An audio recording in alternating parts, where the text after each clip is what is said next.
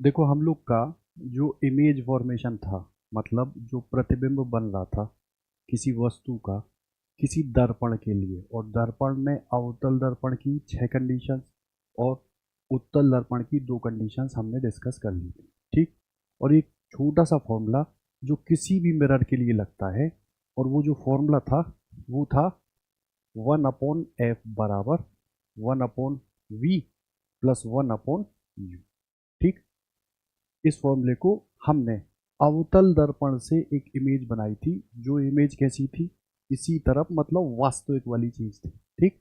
अब अगर हम इसी का एक दूसरा पोर्शन देखें कि मान लो ये हमारे पास क्या है, एक ये क्या है, कॉनकेव मिरर। ठीक। अब कॉनकेव मिरर में एक कंडीशन हम लोग ऐसी ले रहे थे, जब मैं ये ले रहा था फोकस। ठीक। ठीक है, ये ले रहा था फोकस और ये ले रहा था वक्रता केंद्र, ले रहा था ना। तो यहाँ के कहीं बीच में मान लो मैंने यहाँ यहाँ एक वस्तु को रख दिया, कहाँ, यहाँ। ठीक। तो आप मुझे बताओ, मुख्य अक्ष प्रिंसिपल एक्सिस के अगर समांतर कोई किरण गुजरेगी तो वो किससे होके जाएगी, फोकस से होके। एग्री। ठीक। और अगर प्रकाश से केंद्र की बात करो तो प्रकाश से केंद्र की जो किरण है, या प्रकाश से केंद्र से होने वाली जो किरण है, वो सीधा गुजर जाएगी वापस। ठीक है। तो अब मुझे बताओ, यहाँ कहीं ये मिलेगी, परावर्तित मिलेगी क्या? तो आप कहोगे सर आभासी रूप, आप आभासी रूप से आप यहाँ ऊपर मिला दो, आभासी रूप से आप यहाँ ऊपर मिला दो। ठीक। तो अगर यहाँ जो किरण मिलेगी वो जो निर्माण करेगी वो किसका करेगी, इमेज का, आई आई डैश का। इतनी बात समझ में आती? हमने तुमसे कहा सर इसको ले लो आप, क्या, ऑब्जेक्ट, ओ ओ डैश। क्लियर? और सर आप एक काम भी करो, यहां से, मतलब ये जो पॉइंट है ना, ये जो पॉइंट है ना, इस पॉइंट से आप मान लो ये पॉइंट ए और ये पॉइंट ले लो बी, इधर ये ले लो पोल बी। ठीक। अब इस वाले के लिए, मतलब ये जो मुझे इमेज मिल रही है आभासी, इस इमेज के लिए मैं आपसे कह रहा हूं कि आप मुझे फिर से यही ड्रॉ कर दो, 1/f बराबर 1/u प्लस 1/v। ठीक। ये कर दो। ठीक। तो कुछ नहीं, जो मैंने पिछले वाले में किया था बिल्कुल वही यहाँ पे भी करेंगे। अब यहाँ पे हम करेंगे क्या, तो एक बात मुझे बताओ, अगर एक मैं ये ट्रायंगल ले लूँ सी आई डैश आई, या आई आई डैश सी, अगर मैं ये वाला लेता हूँ आई आई डैश, और क्या लेता हूँ सी, ये कौन सा ट्रायंगल है, और दूसरा ट्रायंगल मैं ये ले लूँ, कौन सा, ओ ओ डैश सी। ठीक। तो मैं ले रहा हूँ ओ ओ डैश सी। तुम देख के बताओ क्या ये समरूप नहीं है? ये एंगल दोनों में कॉमन है, ये 90 इसमें है तो ये 90 इसमें है, तो तीसरा वाला जो एंगल है वो सेम हो जाएगा। बात समझ में आई? ठीक। तो कुछ नहीं, इसके परपेंडिकुलर और उसके परपेंडिकुलर और इसका बेस और उसके बेस का रेशियो बराबर होगा tan थीटा। ठीक। तो बताओ, अगर मैं इसको लूं, इसको, तो बताओ ओ ओ डैश। ठीक।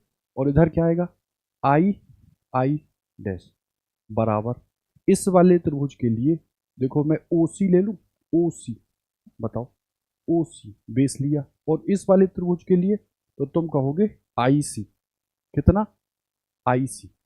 ठीक है। अब बताओ, मैं अगर एक और त्रिभुज ले लूं, वो त्रिभुज कौन सा ले लूं, मान लो मैंने लिया ए बी और एफ, कौन सा लिया, ए बी और एफ। ठीक है। और दूसरा कौन सा लिया, तो दूसरा मैंने लिया आई आई डैश और एफ, आई आई डैश और एफ। ठीक। चलो ले लो ए बी एफ ट्रायंगल, और आई आई डैश एफ। देखो ये भी तो समरूप है, क्यों, क्योंकि ए बी एफ में ये 90 और आई आई डैश एफ में 90। दूसरा ये वाला जो एंगल है ना ए बी एफ में ये एफ, और आई आई डैश एफ में भी ये एंगल सेम है। तो दो एंगल अगर समान है तो तीसरा ऑटोमेटिकली बराबर हो जाता, कुछ नहीं। तो इसके लिए भी अगर हाइट आप मीजर कर लो ए बी, और बड़े वाले के लिए हाइट आप मीजर कर लो आई डैश बराबर इसके लिए अगर बात करो तो ये जो लेंथ आएगी बेस की वो कितनी होगी, बी एफ, और पूरे के लिए लेंथ कितनी आएगी, तो आई एफ। ठीक है, अब मुझे बताओ, अगर ये मिरर बहुत छोटे अपर्चर का है, द्वारक बहुत छोटा है, तो क्या ये बी पॉइंट पी पर नहीं मिल जाएगा? अगर ये पॉइंट बी पी पर मिल गया तो मैं बी को पी ही कंसीडर कर लूँ, कोई दिक्कत नहीं। तो अब मुझे बताओ, क्या बी एफ की जगह मैं यहीं पे पी एफ लिख दूँ और यहाँ आई एफ की जगह आई एफ? ठीक, फिर ध्यान से देखो, ए बी, ये जो है ना ए बी, अगर इसको पीछे पीछे पीछे देखो तो ये ओ ओ डैश के बराबर ही तो है ना? तो बताओ, ए बी को मैं क्या लिख दूँ, ओ ओ डैश, नीचे क्या लिख दूँ, आई आई डैश, बराबर कितना लिख दूँ, पी एफ, और कितना लिख दूँ, आई एफ। एग्री? अब इसको इक्वेशन नंबर 1 सॉरी 2 और इसको इक्वेशन 1 मान लो। अगर मैंने ऐसा किया, ठीक, तो तुम मुझे देख के बताओ, लेफ्ट हैंड साइड तो 1 और 2 में बराबर है, राइट हैंड साइड बराबर कर दो।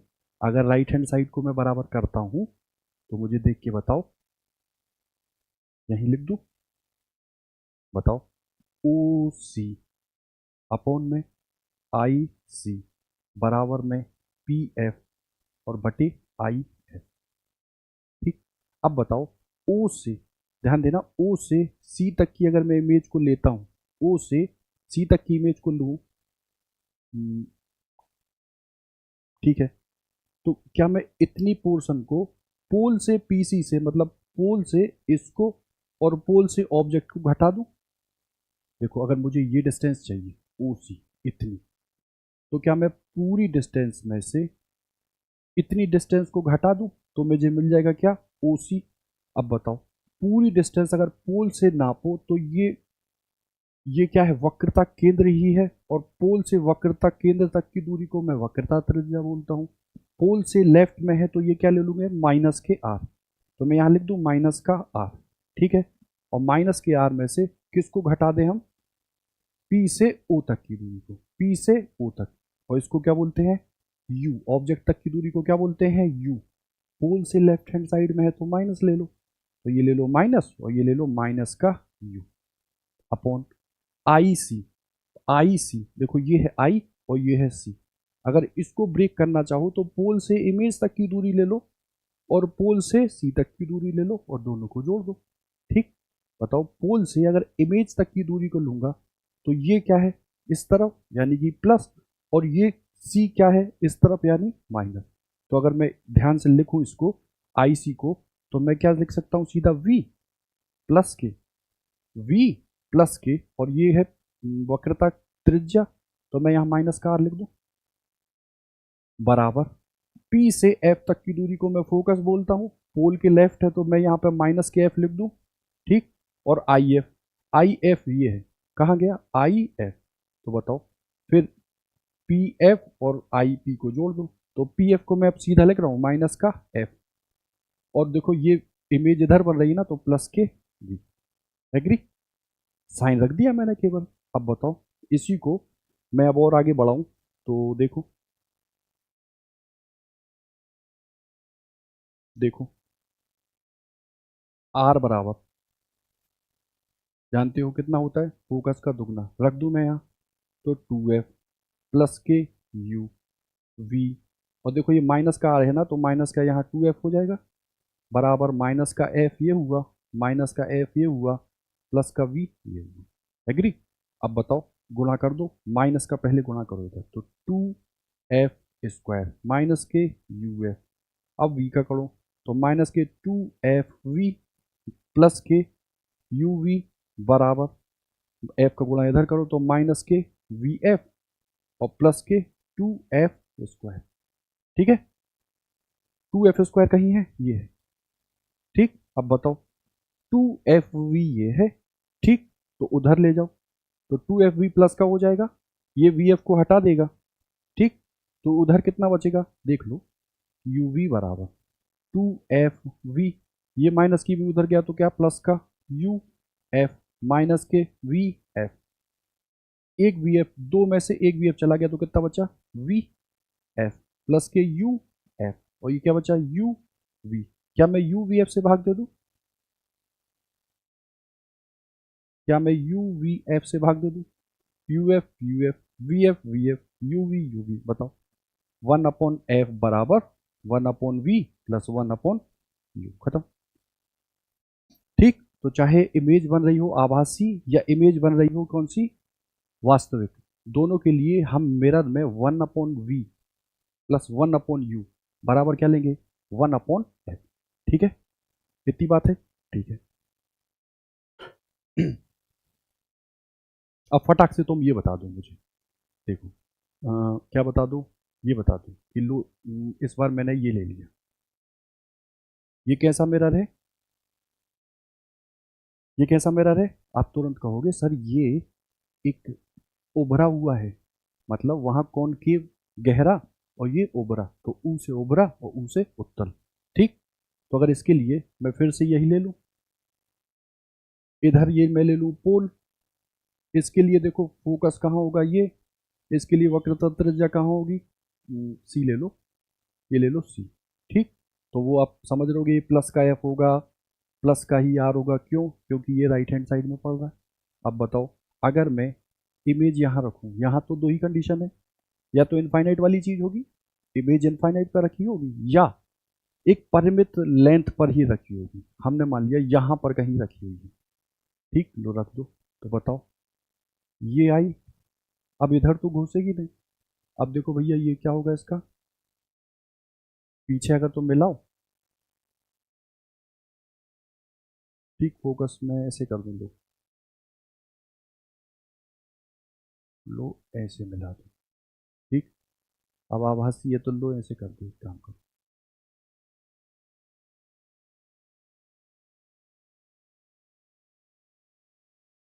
ऐसे मिला दिया। और बताओ दूसरा, ये थी ना, तो प्रकाश के केंद्र से जाने वाली, मैं कुछ ऐसे ले जाऊं। ठीक, अब वो यहाँ अंदर तो जाएगी नहीं, तो मैं आभासी रूप से बना दूं, बना दूं। तो बताओ, परावर्तित किरणों ने, देखो एक तो ये थी आपतित और ये एक थी आपतित, ये हो गई परावर्तित, ये हो गई परावर्तित, इन्होंने पीछे बढ़ाने पर कहाँ काटा एक दूसरे, यही तो काटा। तो मैं क्या यहाँ पर ये डिस्टेंस आई आई डैश ले लूँ, कोई दिक्कत? अब देखो इसी के लिए हमको फिर से वही प्रूव करना, 1/f which is equal to 1/v plus 1/u। क्या करेंगे, कुछ नहीं, वही दो ट्रायंगल लेंगे ऐसे जो क्या हो समरूप। पहले वाले में मैंने क्या लिया था, इमेज और ऑब्जेक्ट को किससे, सी से, ठीक है। और दूसरे में मैंने जो अपर्चर था या जो ये पॉइंट था ना, वहां से इस पॉइंट को गिराया था, याद करो, ये यहाँ से इस पॉइंट को गिराया था, तो लो मैं यहाँ बना देता हूँ। ठीक, लो ये पॉइंट, ये, इसको मान लो ए और इसको मान लो क्या, डी। ठीक, अब मुझे बताओ, यहाँ इमेज तो ये है, आई डैश और सी, और देखो ये है ऑब्जेक्ट, तो ओ डैश और सी। ठीक, अब सोच के बताओ कि अगर मैं यहाँ पर ये ओ डैश सी लूँ और आई डैश सी लूँ, तो बताओ दोनों के लिए ये एंगल तो सेम है, दोनों के लिए ये 90 है तो ये 90 है, तो तीसरा ऑटोमेटिकली बराबर होगा। तो मैं अब तुरंत लिख रहा हूँ ओ ओ डैश सी और ट्रायंगल, और कौन सा triangle, I I dash C, वो समरूप है, तो बेस अपॉन बेस या हाइट अपॉन हाइट, तो बताओ हाइट इसकी मैं ओ डैश ले लूँ, इसकी क्या ले लूँ, आई आई डैश बराबर, इसका बेस ओ सी ले लूँ, ओ सी, और इसका बेस कितना ले लूँ, आई सी, खत्म। अब दूसरे में आ जाओ, अब ट्रायंगल क्या ले लो, A B F, A B F, और कौन सा ले लो, I I dash F, I I dash F ले लो, ट्रायंगल ए बी एफ और triangle I I dash F में।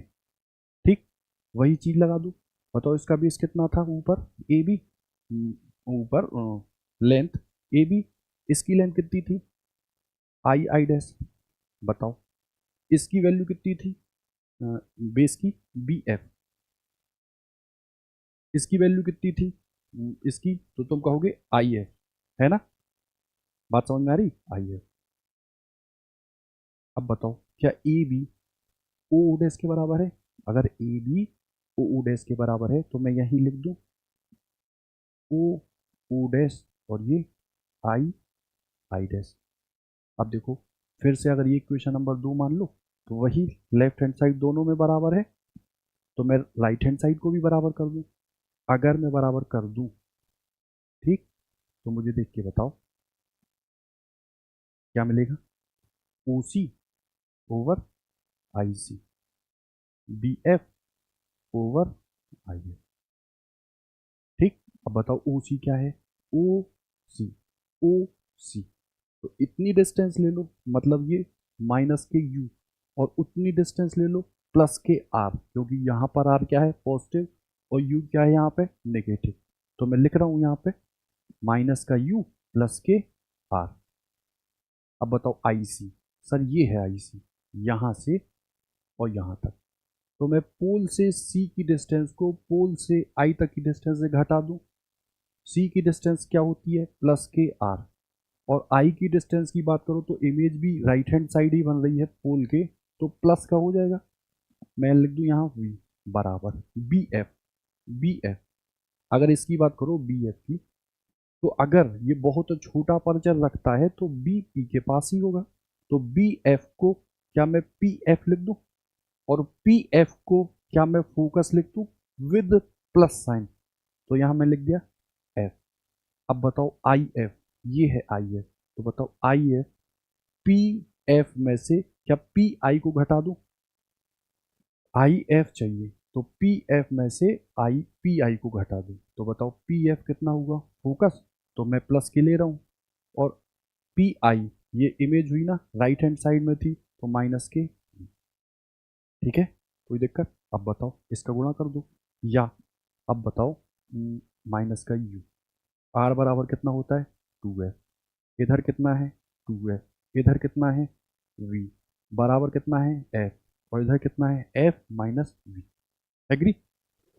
अब ऊपर ले जाओ, ठीक, बताओ देख के, गुणा करो माइनस का यू एफ प्लस के 2f स्क्वायर, माइनस वी का करोगे तो यू वी माइनस के 2f v बराबर 2f स्क्वायर प्लस के वी एफ। ठीक है, अब देखो 2f स्क्वायर को ये ले गया, ठीक, बाकी यू वी को यहीं रहने दो, और वी एफ और यू एफ ऐसे करो, और यू वी एफ और यू वी एफ और यू वी एफ निपटा दो, you we F U F 1/f बराबर 1/v और 1/u, काम खत्म। ठीक है, आसान था। ठीक, देखो बोर्ड लेवल पर ध्यान देना, पूछा पूछा जाता नहीं है ये, क्योंकि ये क्लास 10th का है। क्लास 10th में अवतल दर्पण था, उत्तल दर्पण था, लेकिन एक बार आप ये सीख लोगे तो जो इमेज फॉर्मेशन में मैं plus you minus you image बनाता हूँ, ऑब्जेक्ट बनाता हूँ, वो आसान हो जाता है। इस वजह से इसको थोड़ा सीखना जरूरी होता है। ठीक है, बढ़ते हैं आगे। देखो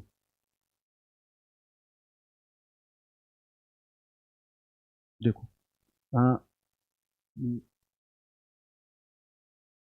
एक काम करो, आप ये देख लो लीनियर मैग्निफिकेशन, ठीक, जिसको क्या बोलते हैं हम, रेखीय आवर्धन। ठीक, तो देखो किसी भी वस्तु की हम इमेज ही तो बनाते हैं, ठीक, तो अगर रेखीय आवर्धन या लीनियर मैग्निफिकेशन को आप दर्शाओ तो किस से दर्शाओगे, तो आप कहोगे हाइट ले लो आप किसकी, इमेज की, और हाइट ले लो आप किसकी, ऑब्जेक्ट की, मतलब प्रतिबिंब की ऊंचाई और वस्तु की ऊंचाई के अनुपात को हम मैग्निफिकेशन या आवर्धन क्षमता कहते हैं। ठीक, अब इसका जो फॉर्मूला ड्राइव होता है वो कभी कभार पूछ लिया जाता है कि बताओ दर्पण के लिए m जो है वो माइनस के v अपॉन u होता है, इसी को लेते हैं इमेज अपॉन ऑब्जेक्ट बराबर माइनस के v अपॉन, ठीक, ये पूछा जाता तो इसका प्रूफ और देख लो, छोटा सा है। ठीक, देखो हमने कुछ ऐसे ले लिया ये एक मैंने मिरर ले लिया कॉनकेव, ठीक, और इस मिरर के लिए मैंने लो ये ले लिया फोकस, और ये ले लिया मैं सी, ठीक, और लो यहाँ मैंने कहीं परिमित लंबाई की एक वस्तु रख दी।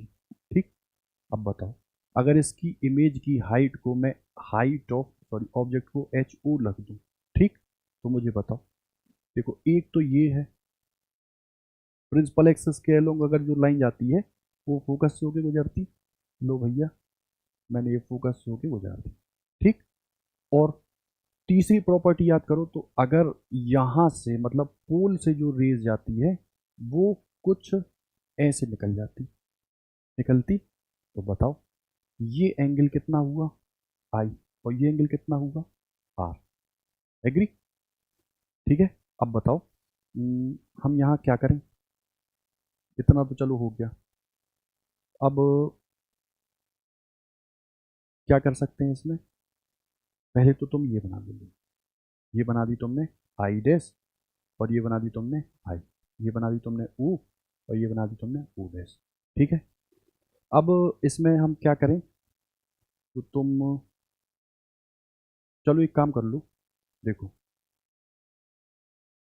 इस एंगल आई के लिए अगर मैं टेन निकालना चाहूँ तो निकाल सकता हूँ, क्या इस एंगल के लिए मैं लंब बटे आधार से क्या मैं टेन निकाल सकता हूँ, तो तुम मुझे बताओ अपवर्तन में होता क्या है। ठीक, तुम कहोगे सर अपवर्तन की जो बेसिक क्रिया होती है, सॉरी परावर्तन की, उसमें एंगल आई बराबर किसके होता है, आर के होता, और ये है आपतन कोण अपवर्तन परावर्तन कोण के बराबर होता है। ठीक है, आपतन कोण परावर्तन कोण के बराबर, अगर ये छोटा है, ठीक, अगर ये छोटा है तो क्या मैं इसको टेन के रूप में लिख लूँ, टेन आई बराबर टेन आर। याद करो मैंने बताया था साइन थीटा को हम लोग क्या लिख देते हैं, थीटा, बताओ कॉस थीटा को हम लोग क्या लिख देते हैं, वन, टेन थीटा को हम लोग क्या लिख देते हैं, थीटा, या थीटा को यहां से कवर करके क्या लिख देते हैं हम, टेन थीटा। याद आ रहा? तो बताओ मैंने यहाँ पहले आई बराबर आर कर दिया, ये रूल था, और उसके बाद टेन आई बराबर टेन आर कर दिया। अब मुझे देख के बताओ टेन आई बराबर क्या है, टेन आई बराबर लंब बटे आधार, परपेंडिकुलर अपॉन बेस। तो बताओ परपेंडिकुलर क्या मैं ओ ओ डैश ले लूँ, ठीक, और बताओ बेस क्या मैं पी ओ ले लूँ, पी ओ। अब बताओ पी से ओ तक की दूरी को मैं क्या माइनस का यू ले लूँ, बराबर, अभी मत लो, अभी सीधा लिख लो पी ओ बराबर, मैं आर के लिए क्या मैं आई आई डैश लिख दूं, आई आई डैश, और बताओ क्या मैं इतना हो गया ना, ठीक है, इसको मैं पूरे के पूरे के ले लो, तो बेस परपेंडिकुलर और ये बेस, तो बेस को मैं पी आई लिख दूं, I I dash upon P I, लो पी आई लिखा। तो मुझे बताओ अगर मैं आई आई डैश को नीचे ले जाऊं तो O O dash I I dash बराबर पी ओ, और ये पी आई। अब बताओ ओ ओ डैश है क्या, हाइट ऑफ ऑब्जेक्ट ही तो है, ये इस एक्सिस के ऊपर है तो मैं प्लस ले लूँ, तो बताओ इसको मैं हाइट ऑफ ऑब्जेक्ट लिख दूँ, और इमेज इस एक्सिस के नीचे है तो क्या मैं इसको हाइट ऑफ इमेज लिख दूँ विद माइनस साइन, ठीक, विद माइनस साइन क्योंकि ये नीचे, बराबर पी ओ, पी से ओ तक की डिस्टेंस को मैं इस दर्पण के लिए वक्रता त्रिज्या ही तो बोलूंगा, सॉरी माइनस का यू ई तो बोलूंगा क्योंकि वस्तु की दूरी है, तो मैंने लिख दी माइनस का यू, और पी से आई तक की दूरी को लेफ्ट हैंड तरफ है, पोल के इधर है, रे के अपोजिट है, तो मैं क्या माइनस के वी लिख दूं। अब इससे अगर मैं इसको काट दूं तो बताओ हाइट इमेज की और हाइट ऑब्जेक्ट की, इसको क्या मैं माइनस के वी अपॉन यू लिख दूं, उल्टा कर दिया इसको, height image height object, v upon you, और माइनस को कहाँ ले गए उधर। ठीक है, तो ये फॉर्मूला मिल गया मुझे किसका, लीनियर मैग्निफिकेशन का। ठीक है, अब ध्यान देना यहाँ पे बात ये है कि अगर अगर मैंने तुमसे कहा वास्तविक प्रतिबिंब बनता है किसके द्वारा, वास्तविक,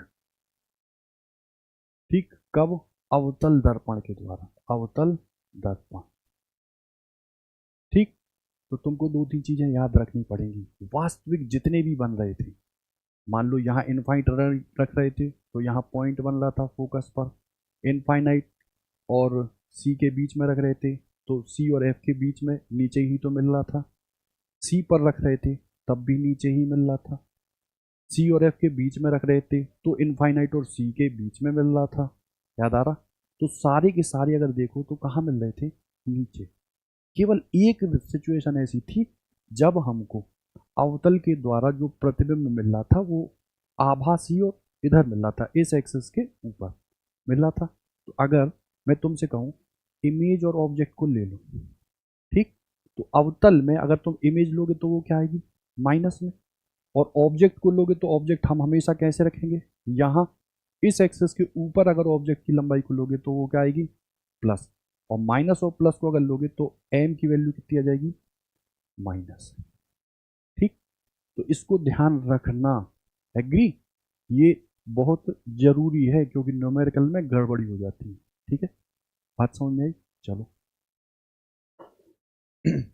एक चीज और देख लो, ये छोटा सा लिखा रहता है 1/f, 1/v और 1/u।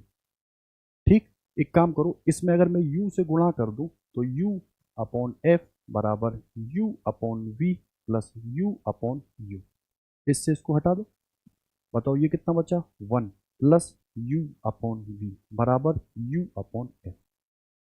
ठीक, अब बताओ माइनस के v/u को मैं क्या लिखता हूँ, m, इसको उलट दो, इसको उलट दो, तो क्या मैं 1 माइनस 1/m लिख दूँ इसको, बराबर u/f लिख दो, इसको इधर ले जाओ तो 1 minus u/f which is equal to 1/m हुआ। ठीक, अब इसका एलसीएम अगर f ले लोगे, लो, f माइनस u/f बराबर 1/m, तो बताओ m बराबर क्या हो जाएगा, f/f माइनस के u, खत्म। मतलब m दिया होगा और अगर फोकस दिया होगा तो तुम u निकाल सकते हो। ठीक, अगर अगर हमको यहाँ v निकालना हो तो कुछ मत करो, 1/f, 1/v, 1/u, v से गुणा करो तो v/f, v/v, v/u, v/f बराबर, ये तो हुआ 1 और ये माइनस के क्या हो गया, m। ठीक, अब बताओ m को मैं इधर अगर ट्रांसफर कर दूं तो 1 माइनस v/f बराबर f माइनस v/f, खत्म। दो केस मिल गए, पहला मिला क्या, m बराबर f माइनस क्या, v/f, दूसरा m बराबर f/f माइनस के u। ठीक, ये यूज होंगे, ये भी यूज होंगे, अभी हम न्यूमेरिकल लेंगे तो देख लेंगे। ठीक है, चलो इसके फिर थोड़ा सा देख लेते हैं, 1 मिनट न्यूमेरिकल।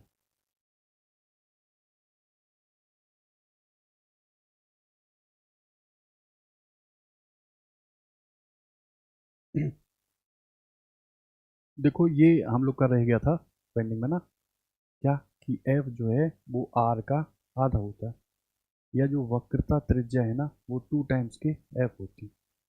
ठीक, तो बताओ अगर मैंने ये क्या ले लिया, ये मैंने क्या ले लिया, कॉनकेव मिरर, कोई नहीं, ले लो भैया। अब क्या करो, लो, ये ले लो मान लो फोकस, ये ले लो मान लो सी, लो यहाँ रख दो कोई ऑब्जेक्ट।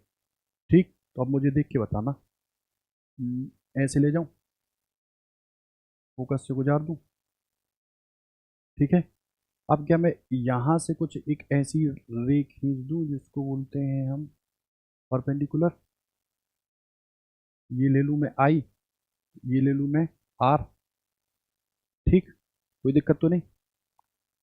अच्छा आप बताओ, अगर मैं कुछ ऐसा ले लूँ तो ये एंगल बराबर ये एंगल होता है ना, एक अंतर कोण। और अभी देख लो मैंने ये बताया था, वैसे ये एंगल जो रहता है वो इसके बराबर होता है, संगत कोण। तो देखो यहाँ आई इस आई के बराबर होगा। अगर मैं इसको ए लिख दूँ, इधर से मैं परपेंडिकुलर डाल दूँ, इसको मैं बी लिख दूँ। ठीक, तो आई बराबर तो आर, यहाँ ये नॉर्मल परावर्तन के नियम से है। और यहाँ आई बराबर अगर आर कर दोगे तो अगर मैं इस एंगल को ले लूँ, मान लो ये ले लिया मैंने अल्फा। ठीक, तो बताओ बहिष्ठ कोण का जो मान है वो छोटू आई और आर के बराबर होता। अब देखो भैया आई और आर जो है वो भी तो सेम ही है, तो मैं अल्फा बराबर क्या 2i लिख दूं। बताओ, अब अगर छोटा एंगल है तो छोटे को 10 में बदल लो, तो 10 अल्फा बराबर 2 10 i लिख दो। अब अल्फा की बात करो तो अल्फा के लिए 10 अल्फा के लिए ये क्या होगा, लंब, ये क्या हो जाएगा आधार, ये क्या है पोल।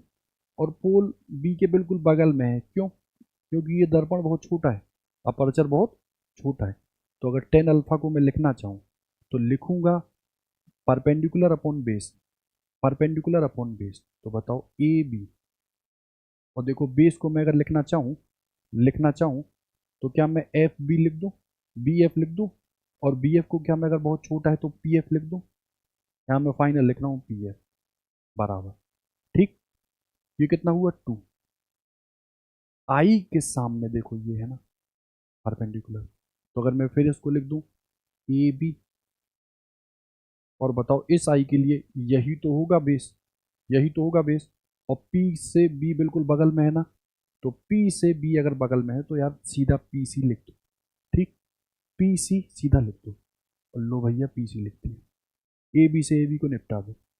PF, PF फोकस अवतल में माइनस होता ना, तो 1/-KF लिख दूं बराबर 2। PC, PC इधर की ओर है ना, वक्रता त्रिज्या इधर की ओर है, -KR लिख दो। ठीक है, बताओ इससे इसको निपटा दो। R बराबर क्या आ जाएगा 2F, कितना आ जाएगा 2F। वक्रता त्रिज्या फोकस की क्या होती है दुगनी। ठीक है, ठीक, इतनी बात हो गई। चलो हम लोग पहले एक काम करना,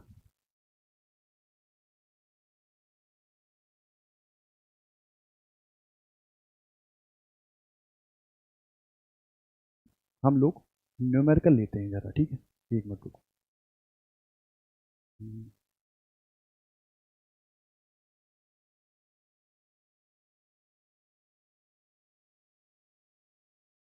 या इसी में पहले अभी आप एक और चीज देख लो, ठीक, फिर न्यूमेरिकल लेते हैं। देखो समझो, ये आपके पास एक पूरा वाटर से भरा हुआ सिस्टम था। ठीक,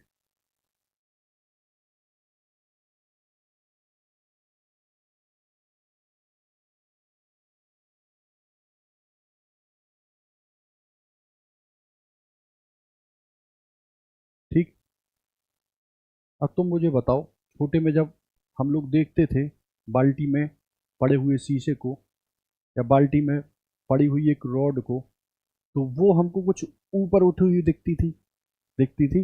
जैसे सिक्का अगर डाल के देखना तो ये सिक्का कुछ ऊपर उठा हुआ दिखता था ना।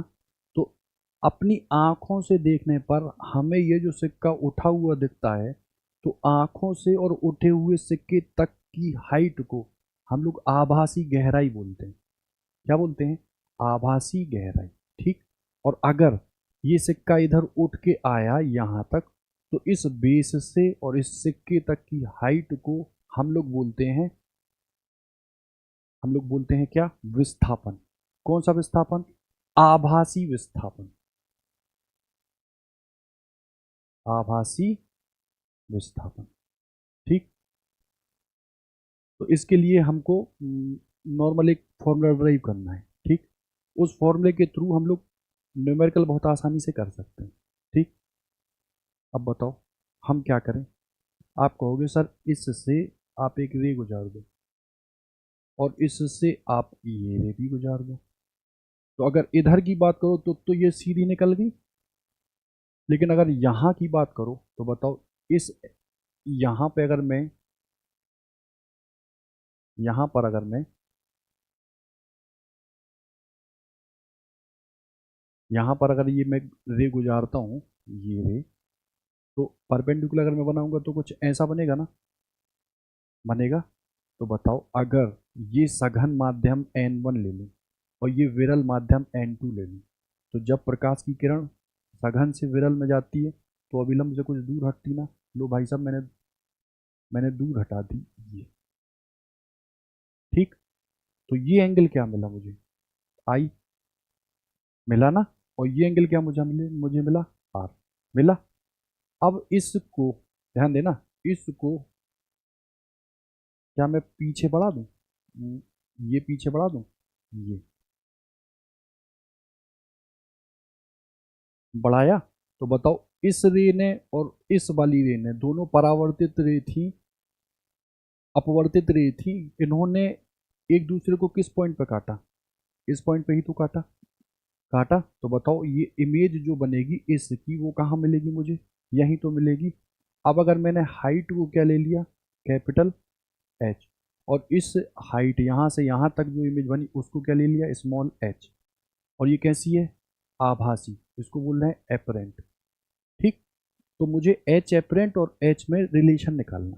ठीक, अब मुझे देख के बताओ, देखो, अगर मैं छोटा एंगल ले लूँ, ठीक, या बताओ स्नेल का नियम क्या कहता है, अगर एक रे यहाँ से यहाँ तक गई है तो पहले का अपवर्तनांक और पहले का साइन के साथ आई बराबर दूसरे का अपवर्तनांक, तो दूसरा माध्यम एयर है, तो मान लो मैंने क्या लिख दिया, एन, अरे यार, n2, और ये क्या लिख दिया, साइन आर।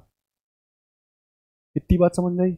अब अगर मैं देखना चाहूँ तो अगर आंख से देखूंगा तो बहुत छोटी वाली चीज़ है ना, तो छोटी चीज़ के लिए मैं आई क्या कर दूँ, साइन आई को आई कर दूँ छोटे एंगल के लिए। अरे यहीं से तो देखूंगा, ठीक, आंख बना के अपना, तो अगर यहाँ से देखूंगा तो ये एंगल क्या होगा, बहुत छोटा, ये होगा बहुत छोटा। तो क्या मैं n1 और आई लिख दूँ, और क्या मैं n2 आर लिख दूँ। ठीक, अब फिर चेंज करना है क्या, n1 10 आई, n2 10 आर, खत्म।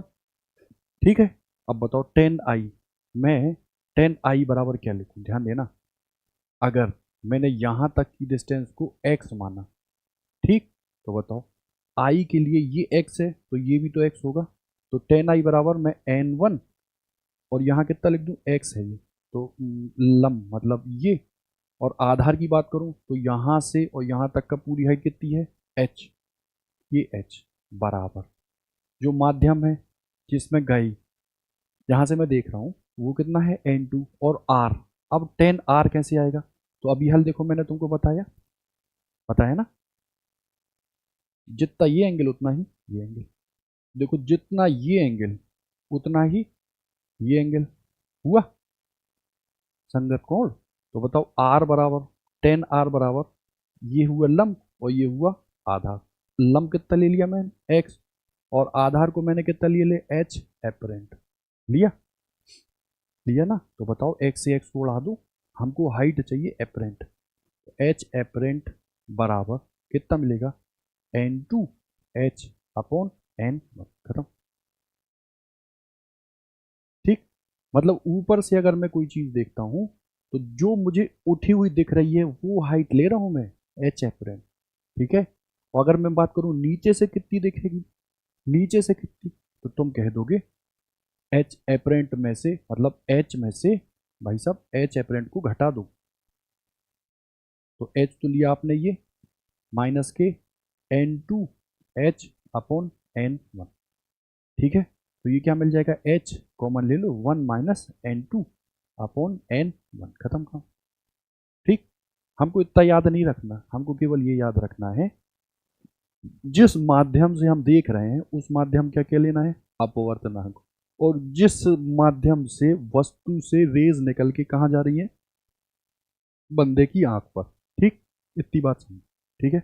अब अब अगर मैंने आपसे कह दिया कि लो मान लो ये कोई माध्यम था,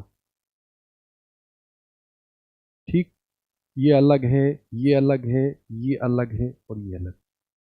चार प्रोसेस से होते हुए, जैसे मान लो मैंने यहाँ n बराबर 1 ले लिया, n बराबर 1.5 ले लिया, n बराबर 2 ले लिया और n बराबर 2.5 ले लिया, और कहा यहाँ से वस्तु वस्तु को अगर हम यहाँ देखते हैं ऊपर से तो उसकी आभासी गहराई कितनी होगी। ठीक, ये पूछता है वो क्वेश्चन। तो आपको कुछ नहीं करना, एक फॉर्मूला याद रखो बस, उससे सारा काम हो जाएगा। देखो, हमने आपको सिखाया एच एपरेंट, सिखाया बराबर, जहां से आप देख रहे हो, कहां से आप देख रहे हो, जहां से, तो जहां से देख रहे हो वहां का अपवर्तनांक आप ले लो म्यू। ठीक, और जितनी प्रोसेस से चीजें गुजर जाएं, जैसे मान लो यहाँ पे हाइट कितनी दी हो h1, यहाँ पे कितनी दी हो h2, यहाँ कितनी हो h3, यहाँ कितनी हो h4, कुछ मत करो। एक नॉर्मल फॉर्मूला मैंने बताया ना आपको, एच एपरेंट बराबर n2 h अपॉन n1, बस उसी टाइप से यहाँ फ्रेमिंग कर दो। तो यहाँ h1 और ये माध्यम n1 ले लो, 1 2 3 4, h1 अपॉन n1 और h2 अपॉन n2 और h3 अपॉन n3 और h4 अपॉन n4, खत्म। ठीक, इससे आपके सारे क्वेश्चन लग जाएंगे। चाहे वो ऊपर एक मछली हो, मछली तो नीचे ही होगी, मछली नीचे हो, ठीक, तो उसकी आभासी गहराई क्या है, उसका विस्थापन कितना है, या ऊपर अगर एक पक्षी उड़ रहा हो तो पक्षी के लिए मछली कितनी ऊपर दिखेगी, या मछली के लिए वो पक्षी कितना, उसको लगता है कि नीचे है लेकिन एक्चुअली में दिखता कितना है ऊपर। तो ये क्वेश्चंस हम लेंगे तो आपको क्लियरिटी इसमें भी हो जाएगी। ठीक, इतनी सी चीज याद रखनी है, ये बात समझ में आई। ठीक, अब इसके मैं क्वेश्चंस ले लेता हूँ तो आपको क्लियरिटी हो जाएगी। ठीक है।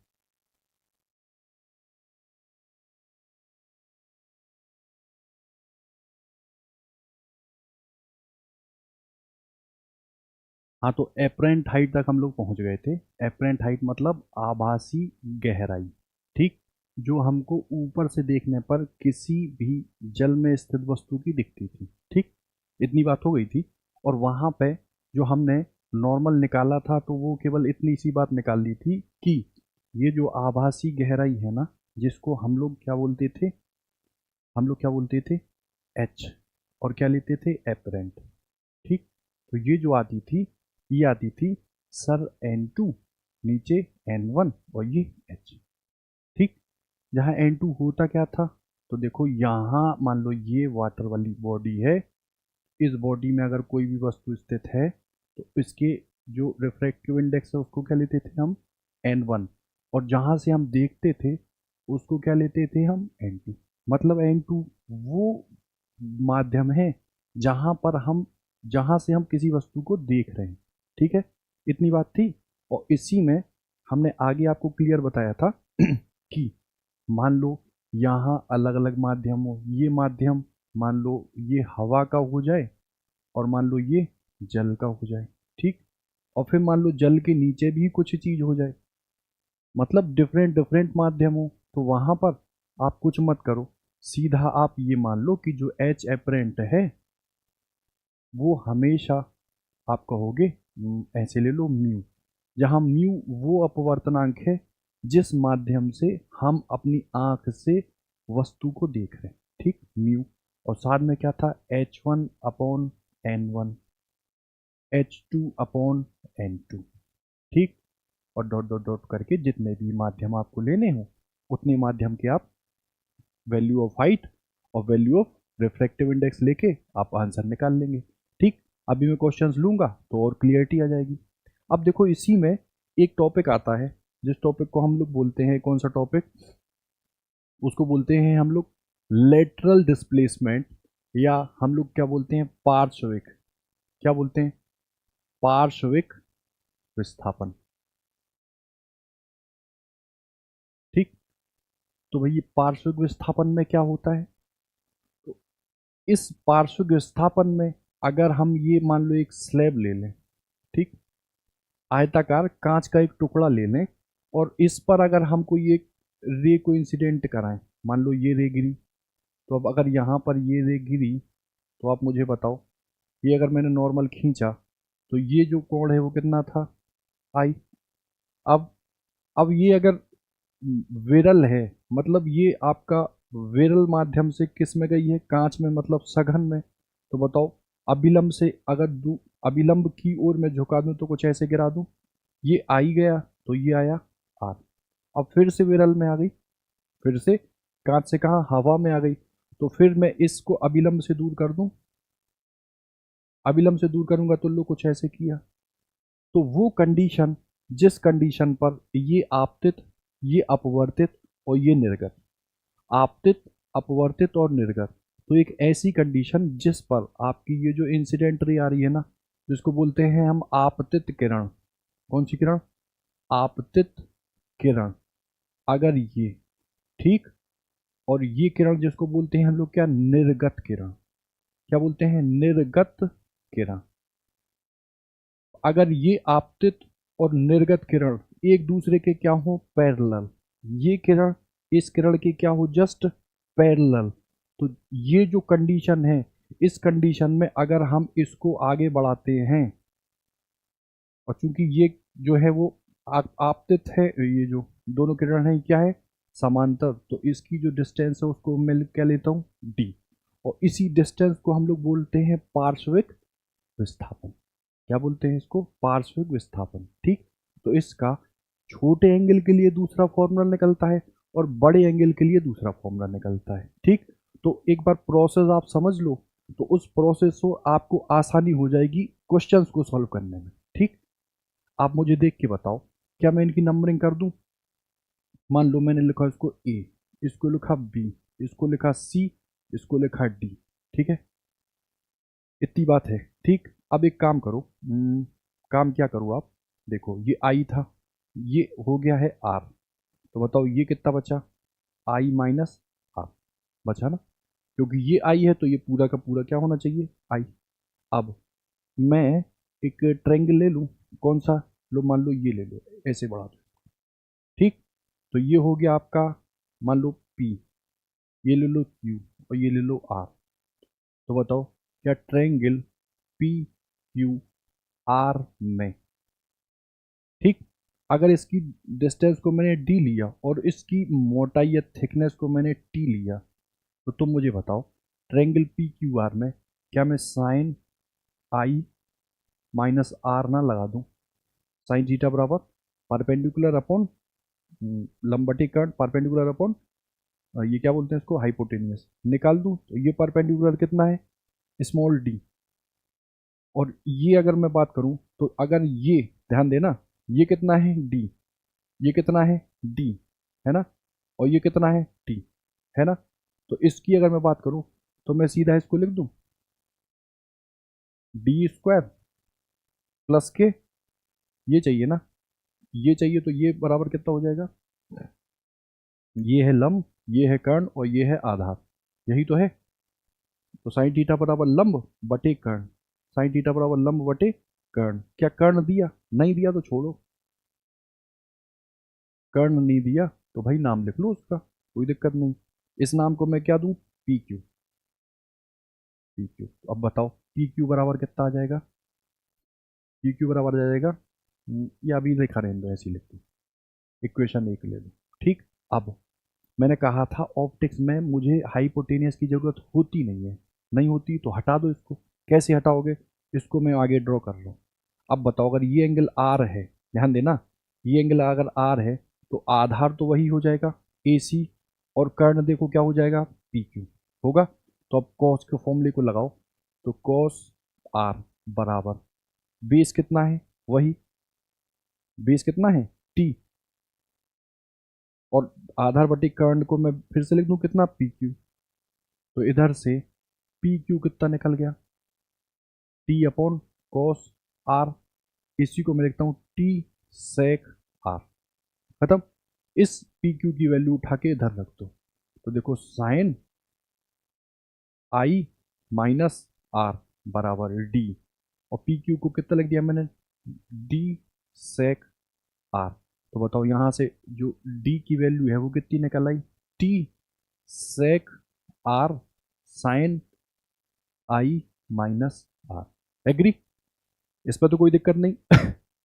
अब बताओ अगर एंगल मैं छोटा लूं, छोटे एंगल के लिए, तो बताओ ये साइन थीटा जो है वो थीटा हो जाएगा, और कॉस थीटा क्या होता था, वन। अगर कॉस थीटा वन होता था तो सेक थीटा भी तो वन ही होगा, होगा कि नहीं। तो बताओ अगर मैं इसको फिर से लिखना चाहूँ तो बताओ डी बराबर टी, इसको मैं वन कर दूं सेक आर को, और साइन थीटा को क्या लिख दूं, थीटा, और थीटा क्या है, आई माइनस के आर। ठीक, कोई दिक्कत नहीं। अच्छा अब बढ़ाओ, अब बताओ मैं थोड़ा सा और आगे बढ़ाऊं इसको, तो देखो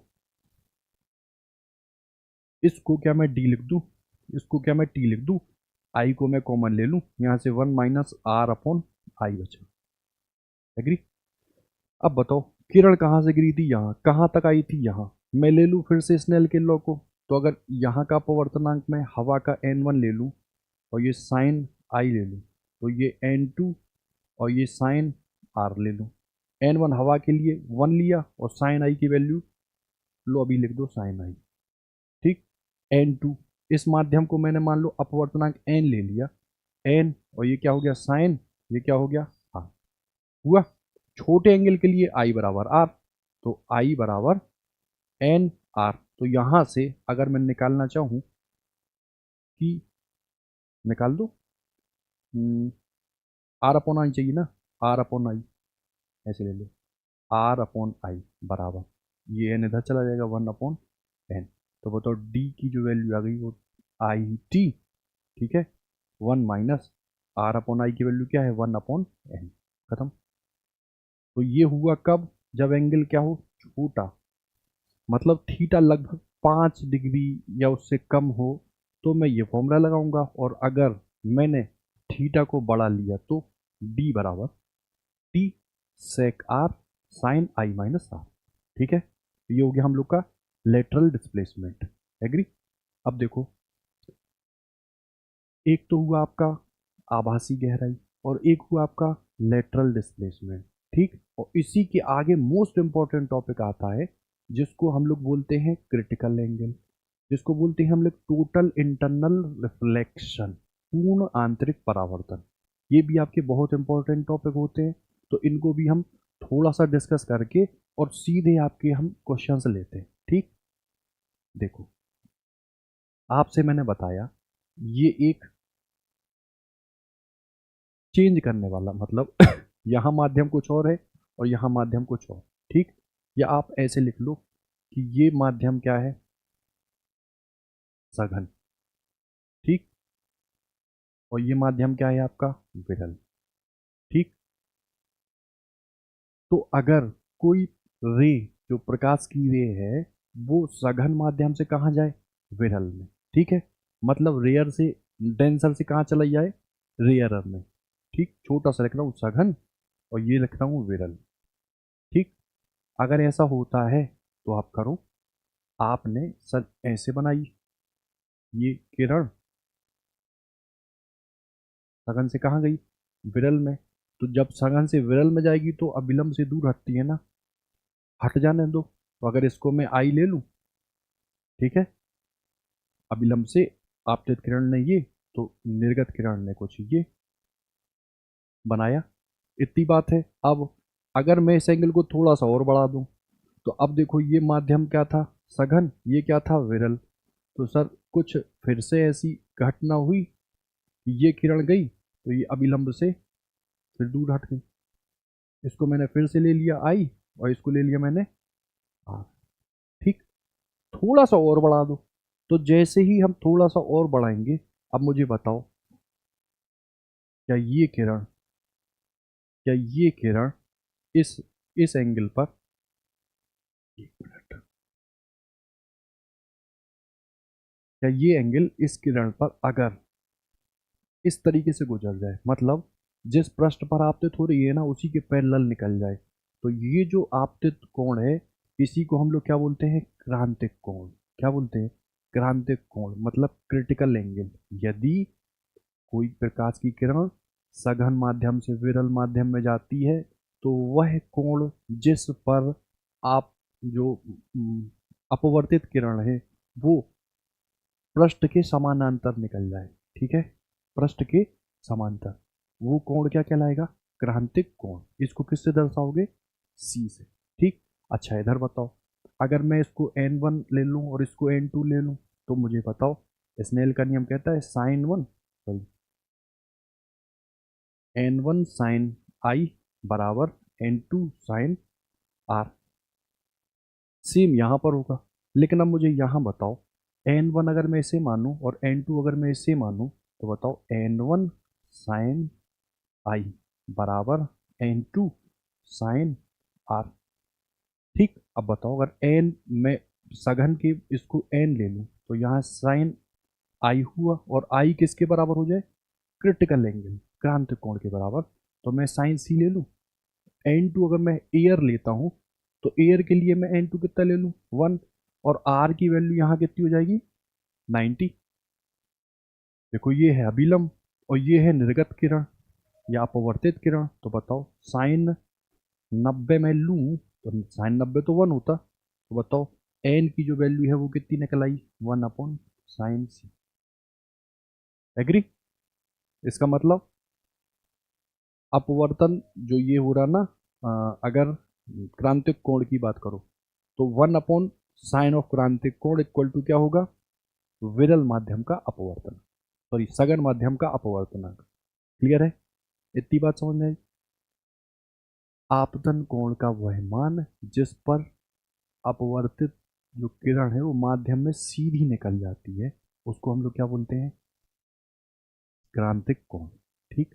अब क्रांतिक कोण से ही एक और डेफिनेशन निकलती है जिसको हम लोग बोलते हैं किसकी डेफिनेशन? तो आप कहोगे टोटल टोटल इंटरनल रिफ्लेक्शन, ठीक। टोटल इंटरनल रिफ्लेक्शन, ठीक। तो टोटल इंटरनल रिफ्लेक्शन क्या है? तो सर आप कर क्या रहे थे कि जो आपतित किरण है ना उसके वैल्यू को आप बढ़ा रहे थे लगातार, ठीक। उसकी वैल्यू को आप क्या कर रहे थे? बढ़ा रहे थे।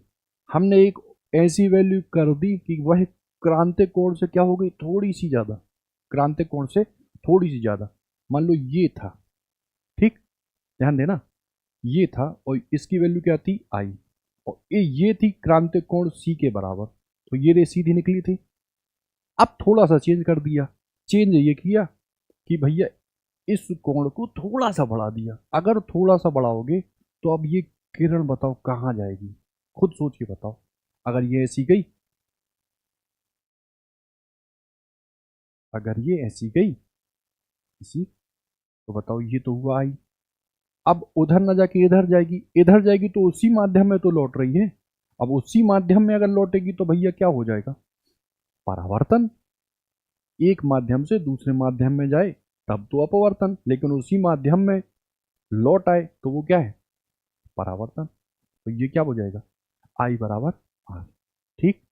तो अगर मैं क्रिटिकल एंगल का मान थोड़ा सा बढ़ा दूं, ठीक है, थोड़ा सा बढ़ा दूं, तो होगा क्या? Total internal reflection. बात समझ में आई? हीरे में यही होता है, जब हम लोग गाड़ी को चलाते हैं तो सामने पानी सा दिखता है, वो भी भ्रम ही है, ठीक, मरीचिका बोलते हैं जिसको। या रेगिस्तान में आप जाओ तो जो पेड़ सीधा है वो उल्टा दिखता है, वो भी किसका है? यही टोटल इंटरनल रिफ्लेक्शन। या कांच को आप पत्थर मारो तो जगह जगह चटक जाता, तो चटकता हुआ भी वो अगर लाइनों को देखो तो वो चमकीली से दिखती, वो भी किसके कारण होता है? टोटल इंटरनल रिफ्लेक्शन, ठीक है। टोटल इंटरनल रिफ्लेक्शन में क्या होता है? क्रांतिक कोण से अधिक होता है क्या? आपतित कोण या आपतन कोण। इससे होगा क्या? जो किरण आपकी गई थी वो किरण उसी माध्यम में वापस लौट आएगी, ठीक। ये तो बात होगी हम लोग की किसकी? क्रांतिक कोण की, टोटल इंटरनल रिफ्लेक्शन की, ठीक। अब देखो, इसी से रिलेटेड आपके एक क्वेश्चन आया हुआ था वो क्वेश्चन कुछ ये था, देखो। ऐसे था, कुछ डिजाइन डिजाइन बनाऊं क्या? हम्म, लो शेप में आ जाओ भाई। गजब।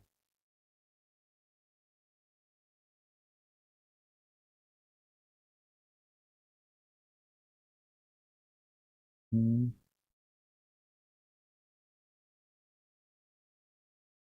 लो ये।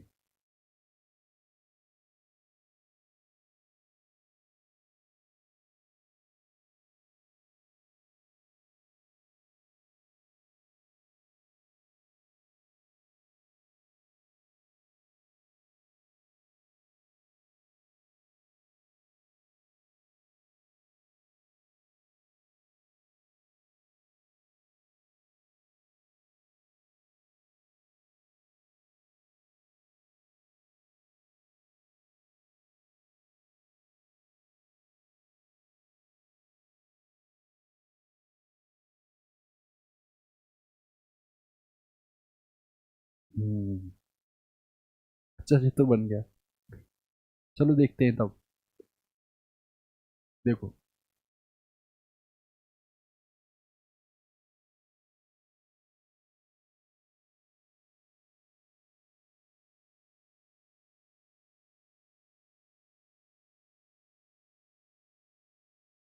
हम्म,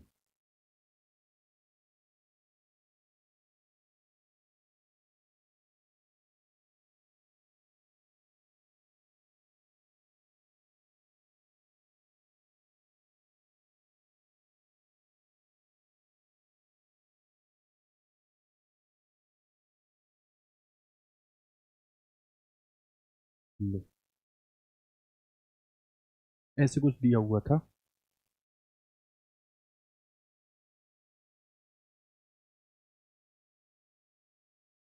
अब इसको मिटाने के लिए,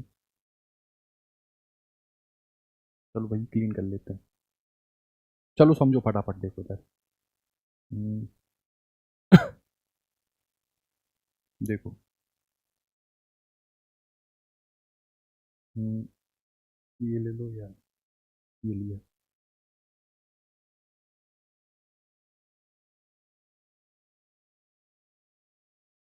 ये लो, खत्म।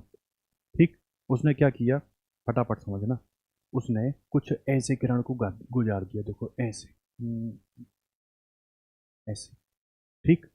अब उसने कहा कि भाई ये तो ले लो तुम क्या, परपेंडिकुलर। ठीक। और इस एंगल को ले लो भाई आर। अब ये विरल से सघन में गई ना, तो अभिलंब की ओर गुजार दो, लो कुछ ऐसे। ठीक। और जैसे ही ये जाए तो ये इस पृष्ठ, मतलब इस पृष्ठ के क्या हो जाए, समानांतर। तो वो कह रहा है कि आप एक काम करो, अगर इसका अपवर्तनांक √3/2 दिया हो तो इस एंगल को बता दो। ठीक। खत्म काम। तो अच्छा, इसको कैसे ट्राई करें? तुम मुझे खुद सोच के बताओ। थोड़ा सा सोचो, थोड़ा सा सोचो। ये आई है, इसको मैं क्या ले लूँ, आर। इतनी बात समझ में आई। अब मान लो, सब सपोज करो इस पॉइंट की बात करो, तो यहाँ मैं परपेंडिकुलर कुछ ऐसे खींच दूँ। अगर परपेंडिकुलर ऐसे खींचा, ठीक, तो इस एंगल को क्या ले लूँगा मैं, आई डैश ले लूँ मान लो। अब इस कोण पर या इस आपतन कोण पर अगर ये किरण गिरती है तो इस पृष्ठ के पैरेलल गुजर जाती है, इसी पृष्ठ से होकर गुजरती है। तो बताओ ये एंगल कितना होगा, 90 होगा। तो दो दो बार अपवर्तन हो रहा है। एक बार अपवर्तन हो रहा है इस किरण का इधर, और दूसरी बार इस किरण का इधर, हो रहा। लेकिन यहाँ ये जो अपवर्तन है, ये क्रांतिक कोण वाली घटना को दिखा रहा। ठीक। तो वहां हमको आई निकालने के लिए कह रहा, कुछ मत करो। देखो, तुम मुझे ये बताओ, क्या स्नेल का नियम मैं इस माध्यम और इसके लिए लगा दूं, फिर इसके और इसके लिए लगा दूं, और चूंकि यहां भी हवा और यहां भी हवा, तो ये 1 ले लो, लगाओ। इधर मान लो मैंने अपवर्तनांक n1 लिया, n1 साइन आई बराबर n2, क्या इसका अपवर्तनांक दिया, लो दिया है, √3/2, और ये दिया साइन आर। ठीक। अब थोड़ा सा समझना, मैं अगर इसको ऐसे ऐसे मिला दूं, ऐसे, इसको ऐसे ऐसे मिला दूँ, बताओ ये एंगल 90 होगा कि नहीं होगा? अगर ये 90 है, ये आई डैश है और ये आर है, तो तुम ही बताओ आर कितना होगा? देखो, 90 plus I dash plus R 180, तो बताओ आर की वैल्यू मैं कितनी लिख दूँ? 180 माइनस 90 माइनस के आई डैश, सीधा लिख दूँ 90 माइनस आई डैश, इतना लिख दूँ इसको। तो बताओ अगर मैंने n1 हवा ही लिया तो बताओ साइन आई, 1 ले लिया यहाँ, √3/2, और साइन आर को मैं क्या लिख दूँ? 90 माइनस के I dash. Agree? Sine 90 minus theta क्या होता है? Cos theta. ठीक है भाई, तो कॉस आई डैश बराबर 2/√3, सॉरी √2 है यहाँ, √2/√3, और ये क्या हो जाएगा? साइन साइन आई। बस होल्ड कर लो इसको। अब इधर लगा दो, बताओ इधर तुम लगाओगे तो इस रे और इस रे की बात कर रहे हो ना, तो बताओ इधर अपवर्तनांक मैंने क्या लिया? मान लो n2, है ना, n2 साइन आई डैश बराबर, वो अपवर्तनांक जो 3 था वो है तो हवा ही ना, तो मैं सीधा लिख दूं n1 साइन आर, आर की वैल्यू कितनी है? 90, है ना, है कि नहीं? तो बताओ n2 को मैं लिखूं √3 √3/2 साइन। अब आई डैश है क्या एक्चुअल में? आई डैश एक्चुअल में क्या है? क्रांतिक कोण ही तो है। तो आई डैश को क्या मैं सी लिख दूं? क्या मैं सी लिख दूं? बताओ, आई डैश को लिख दिया सी, तो ये क्या हो जाएगा? n1, ठीक, साइन 90। n1 क्या है? हवा ही तो है, तो क्या मैं n1 को सीधा लिख दूं 1, साइन सी को सीधा लिख दूं √2/√3, ठीक। अब एक काम करो, ये दिया है आपको कॉस आई, और आई डैश को फिर से यहाँ भी लिख लो यार भाई, कॉस सी, ठीक। तो मुझे बताओ साइन स्क्वायर सी मतलब इसका स्क्वायर, प्लस कॉस स्क्वायर सी मतलब इसका स्क्वायर, दोनों को जोड़ दो, ठीक। इसका स्क्वायर करो कितना आएगा? 2/3, इसका स्क्वायर करो कितना आएगा?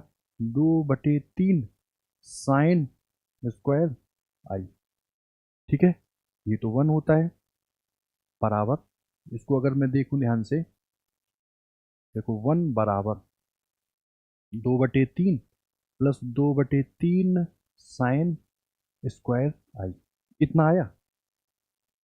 अब मूव कर जाओ तो देखो 1 1 माइनस 2/3 बराबर 2/3 साइन स्क्वायर आई, 3 में से 2 को हटा दो, कितना बचा? कितना आया? 1/3 बराबर 1/3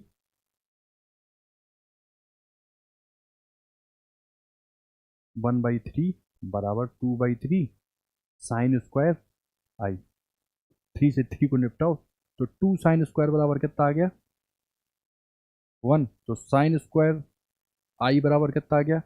1/2, तो साइन आई बराबर कितना आ गया? 1/√2। ये किसके लिए होती है? साइन 45, यानी कि 45 वो एंगल है जिस एंगल पर अगर रेज आएगी तो इस पृष्ठ, मान लो ये बी है,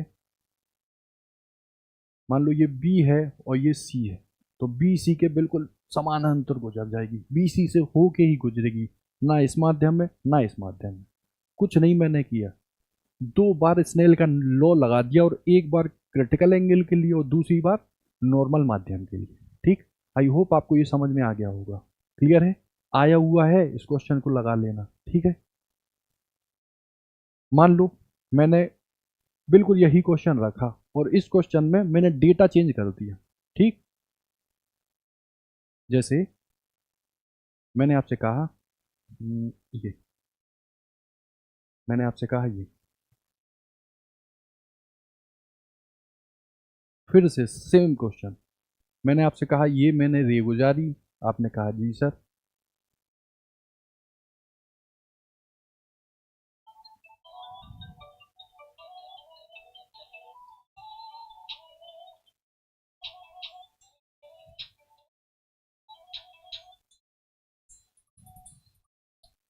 हेलो, ठीक है ठीक है।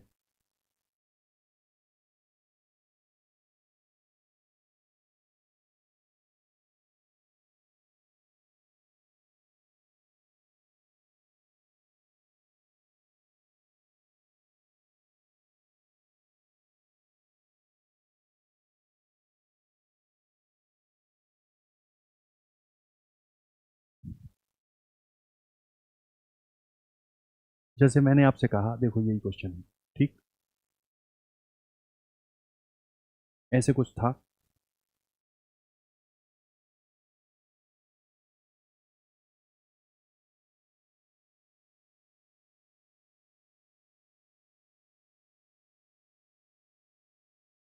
ठीक है, ये मान लो अभिलंब है, यहाँ से मैंने एक रे डाल दी, ठीक है। तो मुझे बताओ, अगर ये माध्यम विरल है, ये सघन है, तो बताओ अभिलंब की ओर जाएगा ना, अभिलंब की ओर गया, तो लो ये मैंने गुजार दिया अभिलंब की ओर, ठीक है। कोई दिक्कत? अब इसको आप ऐसे बना लो 1 मिनट के लिए,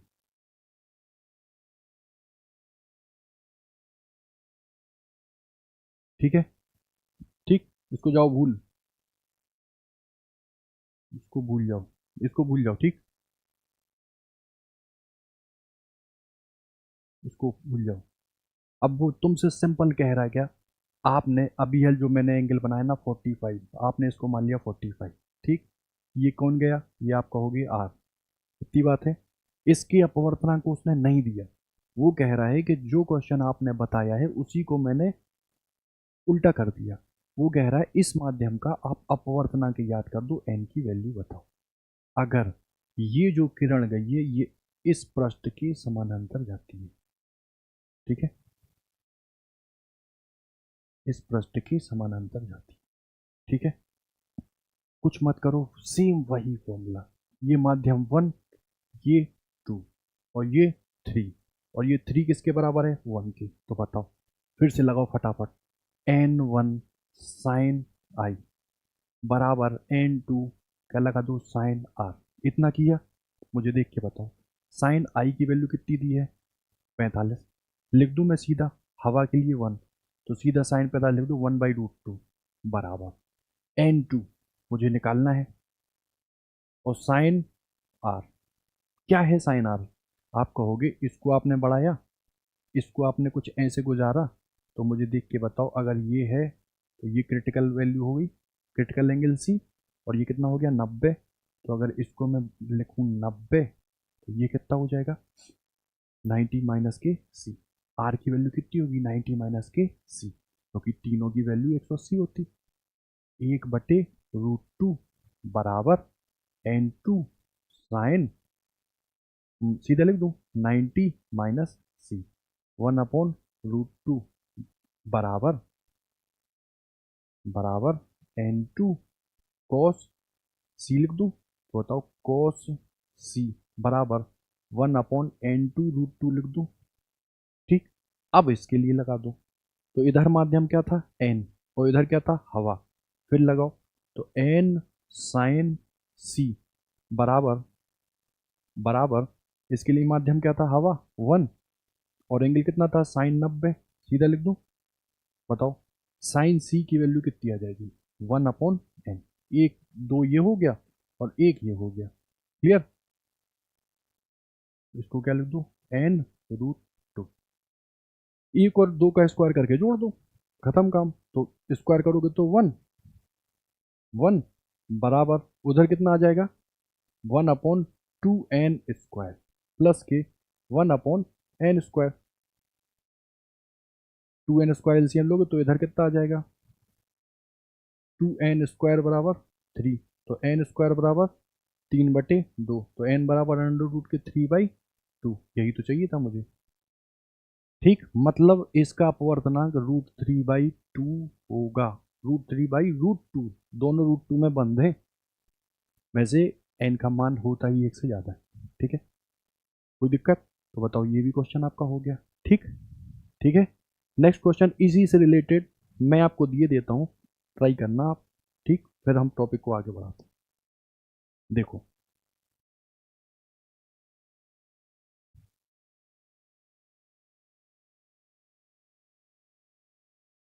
ये एक बेलन है, तार है, इससे मैंने एक रे को गुजारा, इधर ये मैंने अभिलंब गुजार दिया, अभिलंब की ओर हट गई और यहाँ से ये फिर सीधी निकल गई।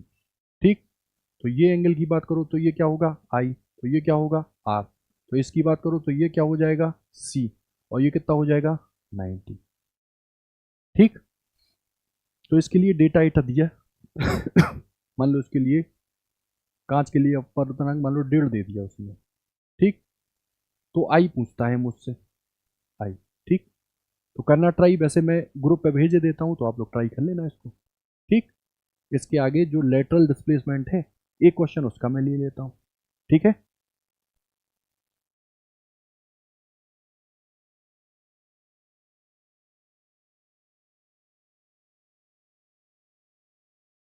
चलो तो इसके आगे हम लोग क्वेश्चन ले लेते हैं।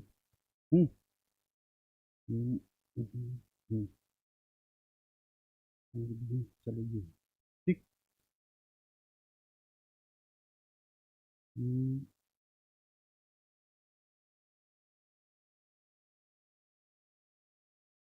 ठीक है, देखो ये दो क्वेश्चन है आभासी गहराई से रिलेटेड। आभासी गहराई में मैंने क्या बताया था आपको, एच एपरेंट हमेशा निकलती है क्या N2 upon N1 into capital H. ठीक, जो हाइट होती है, एग्री। अब उसी के आधार पर देखो ये क्वेश्चन, पानी से भरे तालाब को एक आदमी ऊर्ध्वाधर देख रहा है। पानी से भरा तालाब है, मैं ऊर्ध्वाधर देख रहा हूँ। ठीक, यदि उसे तालाब की गहराई 10 100 डेसीमीटर प्रतीत होती है तो तालाब की वास्तविक गहराई याद करो और जल का अपवर्तनांक 4/3 है। ठीक, क्या करें इसमें, चलो कुछ नहीं करना। देखो आभासी और वास्तविक जहां दिख जाए वहां पे हम क्वेश्चन को देखो कैसे डील करते हैं। देखो आपसे कहा देखो देखो समझो, ये तो एक बात तो आपको क्लियर हो गई, एच एपरेंट कितना निकलता है, आप कह दोगे एच एपरेंट को हम लोग निकालते हैं N2 नीचे N1 और ये होता है कैपिटल एच। ठीक, ये होती थी क्या वास्तविक ऊंचाई, ये निकल के आती थी आभासी ऊंचाई निकलती थी। वो जो कह रहा है वो देख लो, प्रतीत तो हो रही है ना उसको, उसको प्रतीत हो रही है, तो कितनी हाइट हो रही है। ध्यान देना हम हमेशा ये चीज ऊपर से मापते थे, है ना। मतलब जैसे अगर ये पक्षी है या ये मछली है तो ये नीचे से ऊपर जो उठती दिखाई देती थी उसी को हम एच एपरेंट बोलते थे। ठीक, तो बताओ अगर ये ऊपर से नीचे देख रहा है तो एच एपरेंट ही तो है दिया है। ठीक, मान लो हटाओ इसको, अभी ये कैलकुलेशन मत करो, सीधा ले लो ये 100 मीटर है। ठीक, बराबर N2 क्या होता था, विरल, जहाँ से हम देख रहे हैं, हम कहाँ से देख रहे हैं हवा से, हवा से, तो हवा का अपवर्तनांक में सीधा 1 ले लूँ या सीधा समझ लो यहाँ हल्का कम कम के लिए लेते हैं तो 1, और N1 जल है ना, जल के लिए अपवर्तनांक 4/3 में रखता हूँ, और हाइट मुझे एक्चुअल हाइट चाहिए, 3 को अगर मैं ऊपर ले जाऊँ तो 100 बराबर 3/4 क्या आया एच। ठीक, ठीक है ना, तो ये कितना हो जाएगा 400/3, ये क्या निकल आया एच। ठीक, सही है ना। ठीक, काट कूट दो, 3 एकम 3, 3 तिया 9, 13.3, 13.3। ठीक है, ठीक, अगले को देख लो जरा, अगला कह रहा है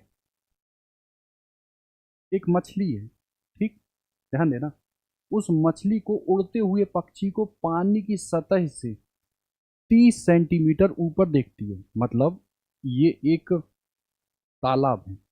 ठीक, इस तालाब में जो पक्षी है, ठीक, एक मच्छी मछली उड़ते हुए पक्षी, दो ये है पक्षी, खतरनाक बना दिया मैंने। ठीक, दो ये आपका क्या है पक्षी, पंछी है। ठीक, इधर बात करो, ये मछली उड़ते हुए पंछी को देखती है, तो ये लो बना दिया मछली, लो मछली अच्छी बना देते हैं, मछली जल की रानी है। ठीक, ठीक है, लग भी रही है चलो, पानी की सतह से 30 सेंटीमीटर ऊपर देख, तथा पक्षी देखता है कि मछली पानी के तल से 30 सेंटीमीटर नीचे। ठीक, ध्यान से समझना, जो ऑब्जर्व कर रहे हैं ये ऑब्जर्व कर रहा है तो ऊपर से कर रहा, ये ऑब्जर्व कर रही है तो नीचे से कर रही है, ठीक। मतलब हम गहराई के रिस्पेक्ट में चल रहे हैं, ठीक है, कोई दिक्कत नहीं। अब वो कह रहा है पानी के ऊपर पानी के ऊपर पक्षी की वास्तविक ऊंचाई और पानी के नीचे मछली की वास्तविक गहराई क्या है, ठीक है। मतलब ये पक्षी जो है ये ऊंचा उठा दिखेगा किसको, मछली को, और ये मछली मछली इस तली से ऊपर की ओर दिखेगी किसको, पंछी को, ठीक। अब देखो ध्यान से समझना, हम कह रहे पक्षी की वास्तविक ऊंचाई बताओ, ठीक है। पक्षी की ऊंचाई बता रहे हैं ना, तो मछली को कंसीडर कर लो, ठीक। मछली को कंसीडर करोगे तो जो एच एपरेंट है, ठीक है, वो क्या होगा N2 अपॉन N1, और इधर क्या हो जाएगा H, ठीक। पक्षी की ऊंचाई बतानी है ना, पक्षी को कौन देख रहा है, मछली। बताओ मछली अगर देख रही है तो मछली किस माध्यम से देख रही है, जल से। जल के लिए आप क्या लोगे, एयर के रिस्पेक्ट में वाटर का अपवर्तनांक 4/3, ठीक है। और जिसको देख रही है वो कहाँ है, हवा में, एयर में, तो एयर का अपवर्तनांक क्या लोगे, N1। मैं सीधा 1 ले रहा हूँ, कोई दिक्कत नहीं, ठीक है। और वास्तविक बतानी है तो लो ये लिख दो वास्तविक। अब जो पक्षी की दिखाई दे रही है ना, उसकी कितनी दिखाई देती है अप्रेंट, 30 सेंटीमीटर। तो यहाँ मैं भर दूँ कितना, 30, ठीक है। तो बताओ एच की वैल्यू कितनी हो गई, 30 दिया 90/4, 4 दूनी 8, 4 दूनी 8, 4 पंचे 20, ठीक, 22.5 सेंटीमीटर, ठीक। अब तुम मुझे बताओ अब कौन देख रहा है, तो अब देख रहा है ऊपर उड़ता हुआ पक्षी किसको, मछली को, तो मछली एपरेंट ही दिखाई देगी, फिर लगा दो एच एपरेंट बराबर कितना होता, N2 अपॉन N1, और ये सर H, ठीक होता। एच एपरेंट पंछी को कितना दिख रहा है, मछली पानी के तल से, लो तल से 30 सेंटीमीटर ऊपर, मैं सीधा 30 लिख दूं, बराबर N2। N2 कहाँ, याद करो, N2 कौन देख रहा है, अभी अब पंछी देख रहा है, पंछी देख रहा है ना। तो अब यहाँ पे ध्यान देना, यहाँ पे जहाँ से रे आ रही थी उसको ले रहे थे हम लोग, तो किसके लिए ले रहे थे, मछली। मछली कहाँ थी, अंदर ही तो थी। इस बार कौन देख रहा है, पक्षी। पक्षी के लिए N2 कितना होगा, हवा, हवा बोले तो 1, और N1 कितना आएगा, अभी भी एक मिनट रुकना, कन्फ्यूजन मत करो, ठीक। देखो एच एपरेंट है ना, अब किसकी बात आ रही है, ये तो पंछी की हुई थी, सॉरी मछली था, मछली को पंछी दिखा रहा था। अब जो पक्षी ऊपर उड़ता हुआ है वो मछली को देखेगा, ठीक है, कोई दिक्कत नहीं। तो बताओ एपरेंट हाइट दी थी कितनी थी, 30 सेंटीमीटर नीचे, लो इसको मैं 30 सेंटीमीटर नीचे लिख दूँ, ठीक। अब देखो ये N2, ये N1, और ये H मुझे चाहिए है। यहाँ N2 अपॉन N1 क्या था, ध्यान से समझ के बताना, यहाँ वो माध्यम था जिससे चीज देखी जा रही थी, ठीक। तो यहाँ माध्यम 4/3 था वाटर का, और यहाँ मैं माध्यम किसका लूंगा, जहाँ से देख रहे हैं, कौन देख रहा है, पक्षी, कहाँ से, हवा से। तो यहाँ मैंने लिख दिया चुपचाप 1, ठीक। और कहाँ देख रहा है, नीचे, तो नीचे के लिए अगर 4/3 आप करोगे, 4/3 H, तो ये कितना आया, 30। मैं इसको ऐसे लिख दूँ, 30 बराबर 3/4, और ये कितना लिख दूँ, H। बताओ 30 × 4 = 120/3 बराबर H, तो H बराबर 40। बात समझ में आई, पक्षी की ऊंचाई कितनी होगी, 40, कितनी होगी, 40, ठीक। और दिखाई कितनी दे रही थी मछली को, मछली पानी के तल से कितनी दिख रही थी, 30 सेंटीमीटर। बात समझ में आ रही ना, ठीक है ना, ठीक। को भी बताओ ये क्वेश्चन,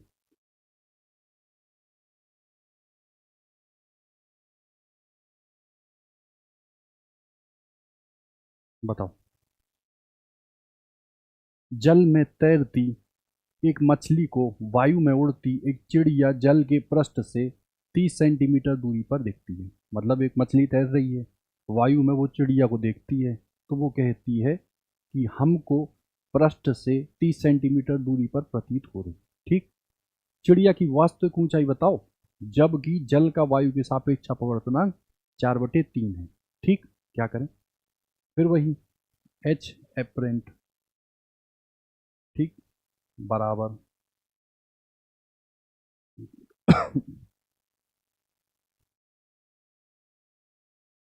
एच एपरेंट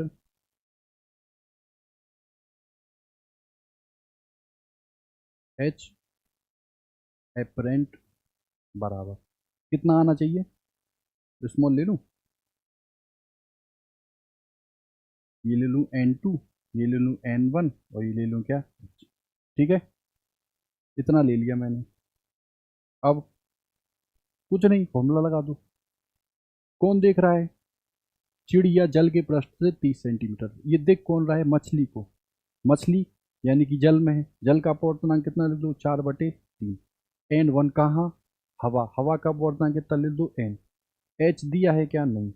कितनी दिख रही है उसको ऊंचाई? 30। ठीक है, तो h की वैल्यू कितनी आ गई?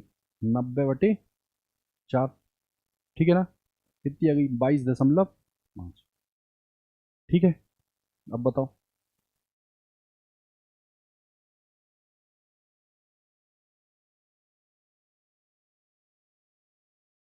पढ़ो जरा क्या कह रहा। यदि कांच डैश वायु का क्रांतिक कोण थीटा हो तो वायु के सापेक्ष कांच का अपवर्तनांक बताओ। क्या कह रहा वो? तुम इतना समझो कि क्रांतिक कोण आता तब है जब हम क्या लेते हैं? सघन। और कहाँ लेते हैं? विरल लेते हैं।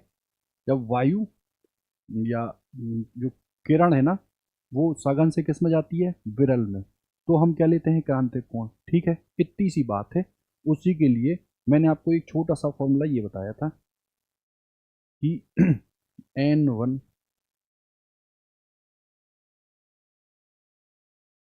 n1 साइन आई बराबर n2 साइन आर, इतना बताया था।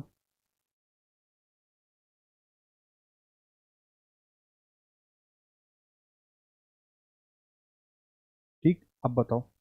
n1 मान लो मैंने n लिया था और इधर साइन c हुआ था, तो ये 1 और ये क्या आया था? साइन 90 आया था ना।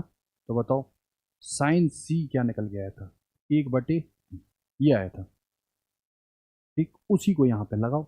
वो कह क्या रहा है? कांच और वायु का क्रांतिक कोण थीटा हो। क्या हो? थीटा। तो कांच के सापेक्ष वायु के सापेक्ष कांच का अपवर्तनांक, मतलब वो कह रहा है ए ए एन जी, यानी कि एन जी एन ए। ये क्लियर बताओ आप। ठीक है, करना ट्राई इसको।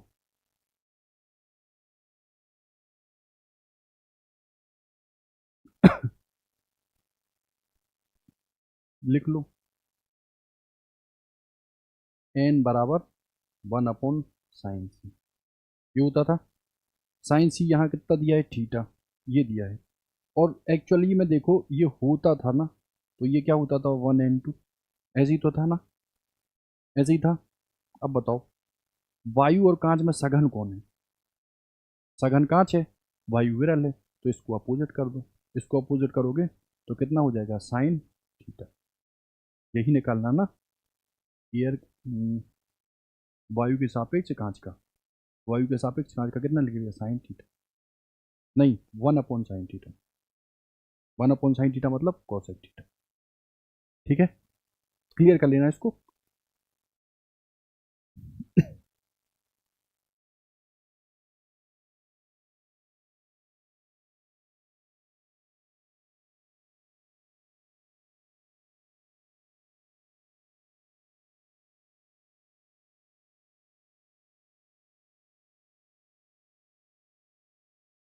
चलो,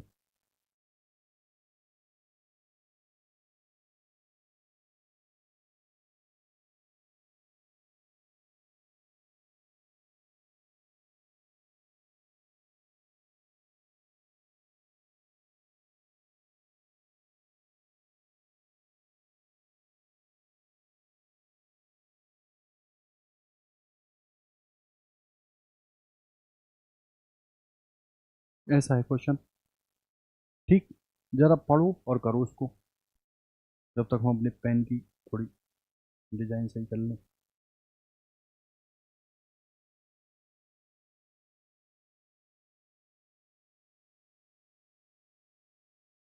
चलो बताओ, एक कागज़ के ऊपर, ठीक, कागज़ के ऊपर 3 सेंटीमीटर कांच का आयताकार टुकड़ा रख दिया जाता है। लो लो, ये कागज़ के ऊपर मैंने टुकड़ा रख दिया, ठीक है, 3 सेंटीमीटर मोटा, इसकी मोटाई कितनी है, 3 सेंटीमीटर, ये रख दिया मैंने, ठीक है। वो कह रहा है कागज पर लिखा जो अक्षर है ना, वो कितने सेंटीमीटर ऊपर उठता हुआ दिखाई देगा। मान लो मेरे हाथ में के लिखा था, इस पर मैंने एक कांच का टुकड़ा रख दिया, तो उस कांच के टुकड़े को अगर मैं ऊपर से देखूंगा तो वो के कितना ऊपर उठता हुआ दिखाई देगा। लेकिन उसने ऊपर से नहीं पूछा है, उसने किससे पूछा है, नीचे, यहां से कितने ऊपर वो शब्द दिखेगा लिखा हुआ, ठीक, या अक्षर। तो कुछ नहीं करो, बताओ इसमें हम क्या करें। आपको बताया, आप कहाँ से देख रहे हो। यार ये पेन बड़ा दिक्कत करना, ठीक है। चलो, ऐसे था, यहाँ ये था, ठीक है। अब बताओ, अगर हम यहाँ से देख रहे हैं, मान लो ये है मेरी आँख, ठीक, तो मुझे बताओ, फॉर्मूला लगाओ, एच एपरेंट बराबर क्या होता है, N2/N1, और ये क्या होता है, होता, ठीक। चलो कोई दिक्कत नहीं। हम कहाँ से देख रहे हैं, ऊपर से, तो ऊपर से कितनी ऊंचाई दिखेगी, एच एपरेंट बराबर, हम जहाँ से देख रहे हैं वो हवा, हवा मतलब एक, कांच, कांच का कितना दिया था, 1.5, और ये हाइट दी है। कांच का टुकड़ा कितना है, 3 सेंटीमीटर, लो भाई 3 सेंटीमीटर, ठीक। तो इसको इससे निपटाओ तो कितना आया, 2, मतलब ऊपर से वो मुझे कितना दिखेगा, नीचे से दिख रहा 2, तो ऊपर से कितना दिखेगा, 1 सेंटीमीटर, ठीक है ना। मतलब नीचे से अगर मैं इसकी बात करूं तो ये मुझे दिख रहा है 2 सेंटीमीटर, टोटल मोटाई कितनी है, 3, तो ऊपर से कितना दिखेगा, 1, ठीक है। चलो, ये क्वेश्चन अगर कर लिया आपने तो समझो आप ठीक हो, अच्छे हो, चीज़ों को समझ रहे हो, ठीक। करो जरा, मैं पढ़ ही देता हूँ बहुत आराम से, पढ़ ही देता हूँ, लो। एक बेलनाकार पात्र में 8 सेंटीमीटर ऊंचाई तक जल, ठीक है भाई, तथा इसके ऊपर 9.6 सेंटीमीटर ऊंचाई तक तेल भरा है। ऊपर से अगर आप देखो तो तेल के तल से पात्र की पैंदी की गहराई कितनी प्रतीत होगी, ठीक है, कोई दिक्कत नहीं। इसमें उत्पन्न आभासी विस्थापन भी बताओ, ठीक है। यहां से अगर कोई चीज आप देखते हो तो वो कितना दिखेगा, और विस्थापन कितना होगा, तो विस्थापन को हमेशा मैं यहाँ ऊपर से लूंगा, ठीक। मुझे आप बताओ, अगर यहाँ कोई चीज़ पड़ी है तो उसके लिए अगर मैं ऊपर से देखूं तो फॉर्मूला क्या मैंने बताया, एच एपरेंट बराबर कितना आता था, तो आपने कह दिया जहाँ से देख रहे हो उसका म्यू, ठीक, H1N1 H2N2, दो ही तो माध्यम है। तो बताओ, हवा में देख रहे हो ना, तो म्यू मैं 1 लिख दूं, अब H1 कितना लिख दूं तेल के लिए, 9.6, तेल का जो अपवर्तनांक है वो कितना है, 1.2, प्लस H2, वाटर का लेवल कितना है, 8, और इसका अपवर्तनांक कितना है, 4/3, क्लियर, 4 दूनी 8, और इधर 12 अट्ठे 96, तो बताओ कितना हुआ, 6 और 8 कितना हो गया, 14। इतनी बात समझ में आई, मतलब यहाँ से 9 और 8 कितना होता है, 17.6, 17.6, क्या 17.6 ऊंचाई दिख रहा है, नहीं, कितनी दिख रहा है, 14, कितनी दिख रहा है, 14। ऊपर से अगर ये हाइट है 14, तो बताओ पार्श्विक विस्थापन कितने का हो गया? आप कहोगे 17.6 में से 14 को घटा दो। ठीक है, घटाओ। 6 में से ये तो जाता नहीं है, तो लो 6 लिख दो। 17 में से 4 क्या तो, ठीक है, 3.6। बात समझे? तो पेंदी की गहराई कितना देखेगी? 14 कितना 14। और वास्तविक ये जो आभासी विस्थापन है कितना आएगा? 3.6। ठीक है,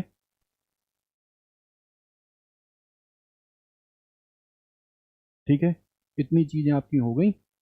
3 क्वेश्चंस मैं आपको ग्रुप पे भेज दूंगा, और वो 3 क्वेश्चन जो हैं वो सिंपल दर्पण से ही रिलेटेड हैं। कि अगर मैं कुछ ऐसे ले लूँ, ठीक है ना, तो यहाँ एक दर्पण लगा दूँ, उसके बाद मैं कुछ ऐसे ले लूँ, और यहाँ यहाँ मैं ये दर्पण ले लूँ, और फिर तीसरे केस में इसी का तीसरा पॉइंट क्या रख दूँ? ये, इसको क्या बोलेंगे हम? अवतल। एक को हम क्या बोलेंगे? उत्तल। उत्तल। और इसको क्या बोलेंगे हम? समतल। ठीक है, तो यहीं पर कहीं मछली होगी, यहाँ कहीं पक्षी होगा। अब इस मछली का एक प्रतिबिंब भी बनेगा, तो एक्चुअल में ये दो दो चीज़ों को देखेगा, एक इसको देखेगा, कुछ उठा हुआ, और एक इसकी इमेज को भी देखेगा। तो पूछता है ये जो दो बॉडी को देख रहा है, दो प्रतिबिंबों को देख रहा है, उनके बीच की जो दूरी है वो कितनी होगी? सेम इमेज अवतल से भी बनेगी, सेम इमेज उत्तल से भी बनेगी। 3 टाइप के क्वेश्चंस हुए हैं, होंगे, और ये आते हैं। ठीक है, तो मैं ग्रुप पे भेज दूंगा, आप ट्राई करना, और भी मैं इससे रिलेटेड क्वेश्चन भेज दूंगा, जिसकी क्लियरिटी हो जाएगी आपको। ठीक, ध्यान देना, ये आते हैं। ठीक है, चलो, इतनी बात तो आपकी क्लियर हो गई। किससे रिलेटेड? विस्थापन से रिलेटेड। ठीक है, चलो।